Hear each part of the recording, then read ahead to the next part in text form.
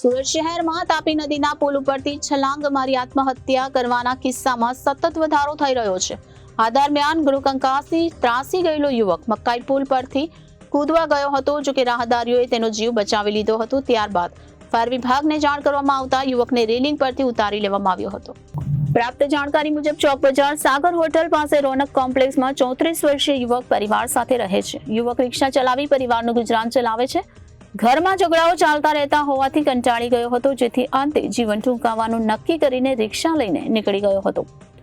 34 વર્ષીય યુવક તેની ઓટો રિક્ષા લઈ મકાઈ પુલ પર આત્મહત્યા કરવા ગયો હતો। આ દરમિયાન પુલ પરથી પસાર થતા રાહદારીઓએ તેને જોઈ લેતા તેને પકડી રાખ્યો હતો અને આ બનાવની જાણ ફાયર કંટ્રોલને કરવામાં આવતા મુગલીસરા ફાયરનો કાફલો પણ ઘટના સ્થળે પહોંચી ગયો હતો। ફાયરની ટીમે યુવકને રેલિંગ પરથી ઉતારી લીધો હતો। ફાયર સબ ઓફિસર બળવંતસિંહે જણાવ્યું હતું કે આત્મહત્યા કરનાર યુવક ગૃહકંકાસને કારણે આત્મહત્યા કરવા માટે ચાલી નીકળ્યો હતો, જો કે રાહદારીઓની સતર્કતાને કારણે તેનો જીવ બચી ગયો હતો। આ દરમિયાન ચોક બજાર પોલીસ પણ ઘટના સ્થળે પહોંચી જતા તેમણે વધુ તપાસ હાથ ધરી હતી। Reporter Hitesh Prajapati, Janadesh news, Surat.